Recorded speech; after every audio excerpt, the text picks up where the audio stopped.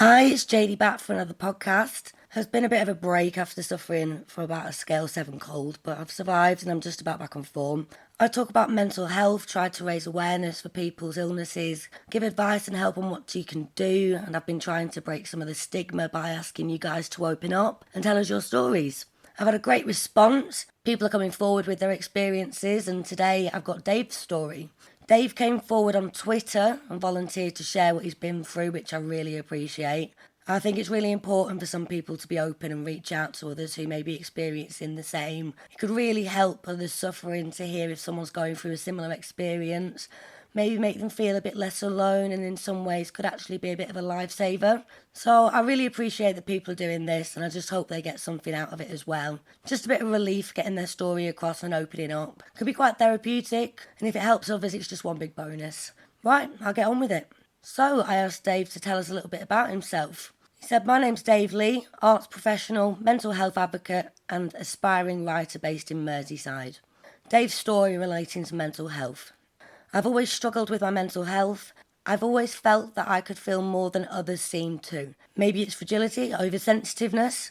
It's true, however, that certain circumstances of life, events, have hindered my mental health over the last few years and have fanned the flames, so to speak. I've only just discovered through counselling that I suffer with PTSD and addiction on top of depression and anxiety." I asked Dave to help us understand what life's like for him. "Life's a struggle. I feel as if I'm not fully in control of it. Years of negativity has soared my views on humanity, and it's been very hard to coexist with people who churn out such bile, hate, and intolerance we all see on a daily basis. I feel as society we're going backwards, and we've taken an even bigger leap back in the terms of equality and understanding of mental health, which is fantastic for those of us struggling to just get out of bed in the morning, isn't it?" What have been the biggest struggles that Dave's faced with his mental health? Overcoming the need to want to just give up. If I had £1 for every time I wanted to give up, I'd be able to buy a cure for my depression. For a short time at least.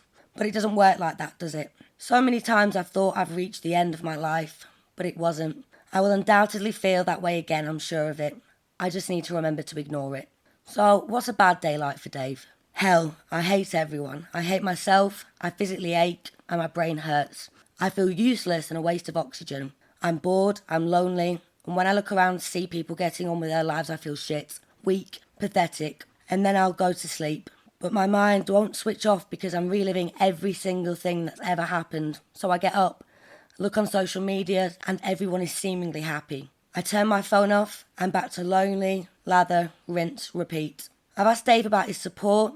Does he have a lot of support around him? And how helpful does he find others? He says, "Fortunately, I have a great partner. She's my rock. Without her, I'd be dead. There's no denying that. I'm not in touch with my family at all. They are horrid, horrid people who made me feel like a burden at my lowest. They are people that are toxic to me. My friends and family are in my home, my partner and my pets, and that's fine with me." So I asked Dave, do you have any coping strategies that he could share with others that could help? There's nothing like cooking what you love, or eating what you know you love when you're feeling down. People call it a temporary high, but you are what you eat, and if what you eat makes you happy, bingo. Is there anything Dave's done that he's particularly proud of despite his struggles, and how has this shaped him as a person today? He's replied, "Well, I've recently tried my hand at writing down my experiences into something cohesive and worthwhile. The result is called 50 Shades of Dave. It's a 5-part audio comedy/drama based upon the struggles of male mental health." He says, please, please, please check it out and share it to those who you think may love it. I am going to leave links for this. I think it would be great for people to listen. Sounds really interesting. I've had a listen to the first one and it's absolutely fantastic. So any advice for anyone that may be going through similar experiences? Don't be afraid to show your vulnerability. If people change the way they are with you because of what you have, then fuck them. Look after you. He's put a little kiss at the end of that. That's really nice. Dave's doing a great thing with his podcast. He's opened up. He's told us his story. And I hope he's really proud of himself. Okay, so I'll be bringing some more stories your way very soon. Hope that you can take something from this. There's some great advice people are giving to others in terms of coping and how they get on with their mental health when it's affecting them. Thank you very much.